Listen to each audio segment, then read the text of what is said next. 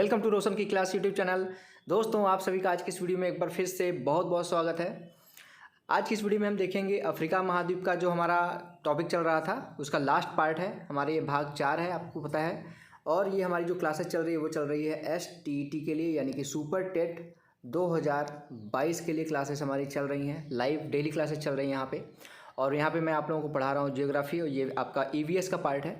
तो daily basis पे बने रहा करिए, वीडियो कंप्लीट देखा करिए। आप लोगों के लिए बारीकी से यहाँ पे मैं एक एक चीज़ यहाँ पे कंटेंट बना के ले आता हूँ, जिससे आप लोग अगर ध्यान से पढ़ते हैं जो भी मैं वीडियो बनाता हूँ 10 से 15 मिनट के बीच की, तो आप लोगों का 100% अच्छा मार्क्स आएगा सुपर टेट में। तो वीडियो देखा करिए, अगर वीडियो अच्छी लगा करे तो लाइक ज़रूर किया करिए। और इस वीडियो की अगर आप लोगों को PDF चाहिए तो नीचे डिस्क्रिप्शन बॉक्स में मैं लिंक दे दूँगा, वहाँ से जाके आप डाउनलोड कर सकते हैं। और डेली बेसिस पे कंप्लीट सुपर टेट की तैयारी करने के लिए बिल्कुल फ्री रोशन की क्लास यूट्यूब चैनल को सब्सक्राइब कर लीजिए। नीचे लाल कलर का सब्सक्राइब बटन, उस पर क्लिक करके जैसे ही सब्सक्राइब करेंगे एक बेल आइकन आएगा, घंटी का निशान आएगा, उसको दबा के ऑल नोटिफिकेशन ऑन कर लीजिएगा। अब चलते हैं, शुरू करते हैं आज यहाँ पे हमारा जो टॉपिक है अफ्रीका महाद्वीप के, जो हम यहाँ पे डिस्कस कर रहे थे कंटेंट को। अफ्रीका के घास के मैदान हम यहाँ पे देखेंगे, वहाँ पे खनिज कौन कौन से खनिज पदार्थ है, कहाँ कहाँ पाए जाते हैं, ये सारी चीज़ें। और आज हमारा ये अफ्रीका महाद्वीप खत्म हो जाएगा। नेक्स्ट हमारा उत्तरी अमेरिका हम पढ़ेंगे। अब देखिए यहाँ पे अफ्रीका महाद्वीप, आपको सबसे पहले ये मैं बता दूँ कि सबसे बड़ा महाद्वीप कौन सा है क्षेत्रफल की दृष्टि से, एशिया महाद्वीप। दूसरे नंबर पे जो महाद्वीप है क्षेत्रफल की दृष्टि से वो अफ्रीका महाद्वीप है। तो दूसरे नंबर पे अगर पूछता है कि क्षेत्रफल की दृष्टि से कौन सा महाद्वीप है, तो अफ्रीका महाद्वीप है। अब यहाँ पे हम घास के मैदान देख रहे हैं, तो फिगर के ऊपर डिस्कस कर लेते हैं, फिगर देख लेते हैं। इसके बाद यहाँ पे हम घास के मैदान देख लेते हैं। यहाँ पे आपको पता है कि अफ्रीका महाद्वीप के बीचों बीच लगभग इस जगह से आपका भूमध्य रेखा जाता है। भूमध्य रेखा जाता है, तो आपको पता है जहाँ से भूमध्य रेखा जाती है, यानी कि सूर्य का प्रकाश वहाँ पे सबसे ज़्यादा पड़ता है। 12 महीने सूर्य का प्रकाश इस एरिया में सबसे ज़्यादा पड़ता है भूमध्य रेखा के ऊपर। जब ज़्यादा यहाँ पे सूर्य का प्रकाश पड़ेगा तो क्या होगा, वर्षा ज़्यादा होगी यहाँ पे। ठीक है, वर्षा ज़्यादा होगी तो पेड़ पौधों को वर्षा भी ज़्यादा मिलेगी और सूर्य का प्रकाश भी ज़्यादा मिलेगा, यानी कि पेड़ पौधे यहाँ पे अपना भोजन ज़्यादा बना पाएंगे। ज़्यादा बना पाएंगे तो यहाँ पे हष्ट पुष्ट होंगे, हेल्दी होंगे पौधे यहाँ के। इसलिए यहाँ पे जो घास के मैदान पाए जाते हैं ये सदाबहार, हमेशा यहाँ पे हमेशा हरियाली बनी रहती है। इसको क्या कहते हैं, सदाबहार वन, सदाबहार वर्षा वन भी कह सकते हैं, सदाबहार वन भी कह सकते हैं। ये आपका जो एरिया है वो कॉन्गो बेसिन का एरिया है। ठीक है, और इससे जब दूर जाएंगे हम, इस तरफ जाएंगे या फिर इस तरफ जाएंगे, आपको पता है दक्षिण अफ्रीका में इस क्षेत्र में सहारा मरुस्थल है। तो यहाँ पे आपको धीरे धीरे, जब यहाँ पे डायरेक्ट, तो यहाँ से इधर जाएंगे तो डायरेक्ट तो शुष्क यहाँ पे मैदान मिलेगा नहीं। शुष्क और सदाबहार वनों, वर्षा वन के बीच का जो एरिया होता है उसको कहते हैं हम अर्ध शुष्क क्षेत्र। तो अर्ध शुष्क क्षेत्र में यहाँ पे पाया जाता है अफ्रीका में सवाना घास के मैदान। इस एरिया में आपको सवाना घास के मैदान मिलेंगे अफ्रीका में। ठीक है, और यहाँ पे देखेंगे तो सवाना घास के मैदान को कहा जाता है हाथी घास। क्यों कहा जाता है, यहाँ पे मैंने बताया कि जो यहाँ पे घास के मैदान पाए जाते हैं वो घास काफ़ी बड़ी बड़ी होती हैं। इतनी बड़ी होती हैं कि उसके अंदर अगर एक हाथी खड़ा हो जाए तो वो हाथी भी छुप जाता है। इसलिए इस घास के मैदान को, सवाना घास के मैदान को क्या कहा जाता है, हाथी घास का मैदान कहा जाता है। ठीक है दोस्तों, सारी चीज़ें आशा करता हूँ समझ में आ रही होंगी आपको। और यहाँ पे एक घास का मैदान पाया जाता है नीचे दक्षिण अफ्रीका के एरिया में। ठीक है, इसको कहते हैं वेल्स घास के मैदान। दक्षिण अफ्रीका में पाया जाता है वेल्स घास का मैदान। और आपका इस एरिया में भूमध्य रेखा के ऊपर वाले एरिया में, सूडान के एरिया में, वहाँ पे पाया जाता है अर्ध शुष्क घास का मैदान, जिसको कहते हैं सवाना घास का मैदान, और इसको कहते हैं हाथी घास का मैदान। और आपको यहाँ पे देखिए, यहाँ पे जो ये घास का मैदान है, वेल्स घास का मैदान, ये कहाँ पाया जा रहा है, आपको पता है कि यहाँ से तो गया भूमध्य रेखा, यहाँ से कहीं जाता है मकर रेखा। मकर रेखा के नीचे वाले घास के मैदान कैसे होते हैं, मैंने आपको, जब मैं आपको ऑस्ट्रेलिया के महाद्वीप के घास के मैदान बता रहा था तो भी मैंने बताया था कि मकर रेखा के नीचे के जो घास के मैदान होते हैं उनको क्या कहते हैं, शीतोष्ण घास के मैदान कहते हैं। ठीक है, टेम्परेट ग्रासलैंड इसको कहते हैं, यानी कि शीतोष्ण घास के मैदान कहा जाता है, जो कि आपका मकर रेखा के नीचे जितने भी घास के मैदान हैं वो सभी के सभी शीतोष्ण घास के मैदान के टाइप हैं।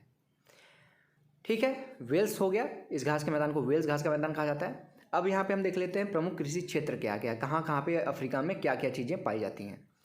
तो यहाँ पे नाइजीरिया की बात की जाए, नाइजीरिया की बात की जाए तो ताड़ के तेल का यहाँ पे सबसे ज़्यादा यहाँ पे पैदावार होता है। आपको पता है नाइजीरिया कहाँ पे है, इस एरिया में नाइजीरिया है। और यहीं पे आपको नाइजर नदी मिलती है, जिसको हम तेल नदी भी कहते हैं। नदी जब मैंने आपको बताया तो मैंने आपको बताया था, तो यहाँ पे सब बहुत ज़्यादा ताड़ के तेल का यहाँ पे उत्पादन होता है नाइजीरिया में। ट्यूनीशिया में जैतून के तेल का यहाँ के लिए प्रसिद्ध है ट्यूनीशिया। इथोपिया आपको मैं बता चुका हूँ, इथोपिया के एक साइड कॉफ़ी होती है, दूसरे साइड एक ढलान पे पहाड़ है जो यहाँ पे, उस पर एक साइड कॉफ़ी पैदावार होती है, एक साइड चाय की पैदावार होती है। एक साइड आपका इथोपिया है और दूसरे साइड आपका केन्या है उस पहाड़ पे। मैंने आपको डिटेल में पढ़ाया हुआ है सेकेंड पार्ट में। तो जो राइट साइड है, पूर्वी क्षेत्र है, वहाँ पे कॉफ़ी पैदावार होती है ज़्यादा, और जो उसका पश्चिमी एरिया है वहाँ पे केन्या है, वो चाय के लिए प्रसिद्ध है। अब यहाँ पे देखिए, यहाँ पे यहाँ पे द्वीपीय देश हैं, जांजिबार और पेम्बा। जांजिबार और पेम्बा में यहाँ पे 90% लौंग का उत्पादन होता है। पूरी दुनिया में जितने लौंग होते हैं उसमें से 90%, यानी कि अगर 100 लौंग पैदा हो रही हैं उसमें से 90 लौंग पैदा हो रही हैं जांजिबार और पेम्बा में। अब आप कहेंगे सर जांजिबार और पेम्बा है कहाँ पे? तो यहाँ पे मैंने फिगर आप लोगों के लिए बना रखा है। ये फिगर देख रहे हैं आप, ध्यान से देखिए तो यहाँ पे 2 पॉइंट आपको यहाँ पे देखने को मिलेगा, यहाँ पे और यहाँ पे। तो यहाँ पे एक जांजिबार है ये वाला और ये पेम्बा है। तो जांजिबार और पेम्बा द्वीपीय देश है अफ्रीका के। यहाँ पे आपको 90% आपका जो लौंग होता है, मसाला होता है लौंग, वो 90% दुनिया का जांजिबार और पेम्बा में इसकी पैदावार होती है। अब यहाँ पे बात करें दक्षिण अफ्रीका की। अफ्रीका का जो सबसे नीचे का देश है दक्षिण अफ्रीका, वहाँ पे मक्का का उत्पादन है, मक्के के लिए वो प्रसिद्ध है। इसको मक्का त्रिभुज भी कहते हैं। जो आपका दक्षिण अफ्रीका है उसको मक्का त्रिभुज के नाम से भी जाना जाता है। अब आता है आपका अफ्रीका के खनिज क्षेत्र। अफ्रीका के खनिज क्षेत्र के बारे में मैंने आप लोगों को थोड़ा थोड़ा चीज़ बता दिया। जब पहले मैंने नदी के बारे में बताया था आपको, तभी मैंने बताया था, लेकिन फिर से एक बार अलग से मैं डिटेल में यहाँ पे बता देता हूँ कि अफ्रीका के खनिज क्षेत्र की बात की जाए तो अफ्रीका के खनिज क्षेत्र में यहाँ पे नीचे देखते हैं, डिस्कस करते हैं एक एक चीज़ें। तो यहाँ पे जो आपका ये एरिया देखेंगे, इसको कहते हैं कटंगा पठार। ये आपका तांबे के लिए प्रसिद्ध है, ठीक है, तांबे के लिए प्रसिद्ध है कटंगा पठार। बंकी क्षेत्र जो कि जिम्बाब्वे में है, वो पेट्रोलियम के लिए है प्रसिद्ध। ये वाला एरिया जो दिख रहा है आपको, बंकी क्षेत्र जिम्बाब्वे में है, पेट्रोलियम के लिए प्रसिद्ध है, पेट्रोलियम उत्पादों के लिए। नीचे है यहाँ पे किम्बरले। किम्बरले आपको मैंने बताया था हीरे के लिए प्रसिद्ध है। उसके बाद नीचे है दक्षिण अफ्रीका में, यहाँ पे देखिएगा वेट वाटर्स रैंड क्षेत्र है। यहाँ पे इसको कहते हैं स्वर्ण के भंडार का क्षेत्र है। दुनिया में सबसे ज़्यादा सोने का उत्पादन यहीं से होता है। वेट वाटर रैंड जो क्षेत्र है ये आपका दक्षिण अफ्रीका में है, और दक्षिण अफ्रीका में ही है जोहान्सबर्ग, ठीक है, जोहान्सबर्ग, जिसको कहते हैं विश्व की स्वर्ण नगरी। स्वर्ण नगरी के नाम से अगर कोई पूछता है आपसे क्वेश्चन कि विश्व की स्वर्ण नगरी किसे कहते हैं, तो जोहान्सबर्ग है दक्षिण अफ्रीका में, जिसको हम वेट वाटर्स रैंड क्षेत्र के नाम से जानते हैं। यहाँ पे स्वर्ण भंडार, स्वर्ण सबसे ज़्यादा उत्पादित किया जाता है। यहाँ पे नाइजीरिया आपको मैंने बताया, नाइजीरिया आपका पेट्रोलियम पदार्थों के लिए, पेट्रोलियम भंडार के लिए जाना जाता है। नाइजीरिया को ही यहाँ पे नाइजर नदी जो, उसको हम किस नाम से जानते हैं? तेल नदी के नाम से जानते हैं। एक एक चीज़ यहाँ पे मैं आपको डिस्कस करता रहता हूँ। तो ये है खनिज, अफ्रीका के खनिज क्षेत्र, इसको याद कर लीजिएगा आप लोग ध्यान से। अब चलते हैं आगे, यहाँ पे देखते हैं इसके पॉइंट को। दक्षिण अफ्रीका का ऑरेंज फ्री स्टेट यूरेनियम के लिए प्रसिद्ध है। आपको मैंने ऑरेंज फ्री स्टेट के लिए बता रखा है, इसलिए यहाँ पे डिस्कस नहीं किया। यहीं पे ऑरेंज फ्री स्टेट है, ऑरेंज नदी है यहीं पे, वो किस लिए प्रसिद्ध है? यूरेनियम के लिए। उसके बाद उत्पादन की दृष्टि से अफ्रीका में किम्बरले खान, दक्षिण अफ्रीका विश्व का सबसे बड़ी जो यहाँ पे हीरे की खानें हैं, सबसे बड़ी या फिर कह सकते हैं सबसे गहरी हीरे की खानें हैं जो किम्बरले में है। यहाँ पे जो आपको दक्षिण अफ्रीका का किम्बरले क्षेत्र दिखाया था मैंने, हीरे के लिए जो प्रसिद्ध था, वहाँ पे हीरे की सबसे गहरी और बड़ी खानें हैं। दक्षिण अफ्रीका विश्व में लगभग 90% क्रोमियम का उत्पादन करता है। दक्षिण अफ्रीका विश्व में के 90% क्रोमियम का उत्पादन करता है। आगे देखते हैं। अब यहाँ पे अफ्रीका के 6 देश हैं जिसको हम कहते हैं फ्रंट लाइन स्टेट, यानी कि फ्रंट लाइन स्टेट के नाम से जाना जाता है। किन किन देशों को? 6 देश हैं, Angola, Botswana, Mozambique, Tanzania, Zambia और जिम्बाब्वे। याद रखिएगा, यहाँ पे Angola, Botswana, Mozambique, Tanzania, Zimbabwe और जाम्बिया, ये 6 देश हैं जिनको हम फ्रंट लाइन स्टेट्स के नाम से जानते हैं। उसके बाद यहाँ पे देखिए कांगो देश को, यहाँ पे कांगो देश है, आपको मैंने बताया था कांगो देश को वनों का देश कहा जाता है। वनों का यानी कि कंट्री ऑफ फॉरेस्ट किसको कहा जाता है? कांगो देश को।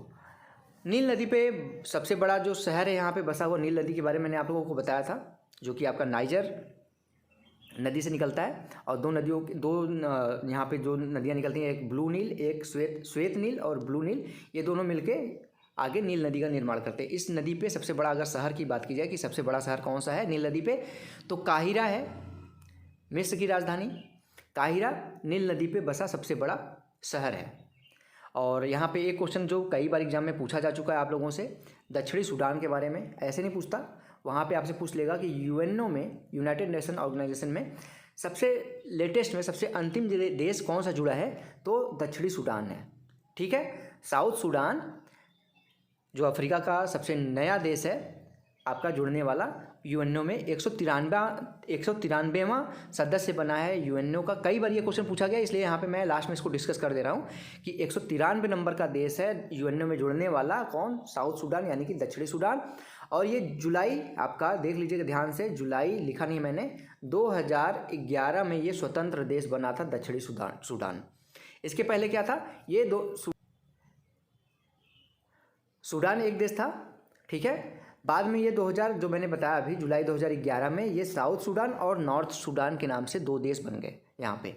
ठीक है, तो यूएनओ में अगर पूछता है कि 193 नंबर का देश कौन बना, तो दक्षिणी सूडान है, जो कि नवीनतम राष्ट्र है यूएनओ में शामिल होने वाला। तो ये था दोस्तों आज का वीडियो। अब अफ्रीका महाद्वीप यहाँ पे हमारा समाप्त होता है। इसकी PDF नीचे डिस्क्रिप्शन बॉक्स में मैं डाल दूँगा, वहाँ से जाके डाउनलोड कर लीजिएगा। और अगर वीडियो अच्छी लगती है आप लोगों को, मेरा कंटेंट अच्छा लगता है, तो वीडियो को लाइक ज़रूर किया करिए। और यहाँ पे कंप्लीट अगर आप लोग पढ़ना चाहते हैं, सुपर टेट की तैयारी करना चाहते हैं कंप्लीट फ्री में, तो रोशन की क्लास यूट्यूब चैनल से जुड़ जाइए। जुड़ने के लिए एक छोटा सा काम करना है, नीचे लाल कलर का जो सब्सक्राइब बटन उस पर क्लिक करके सब्सक्राइब करना है, साथ ही साथ बेल आइकन को दबा के रखना है। तो फ्रेंड्स, मिलते हैं नेक्स्ट वीडियो में, तब तक के लिए आप सभी का बहुत बहुत धन्यवाद। जय हिंद, वंदे मातरम।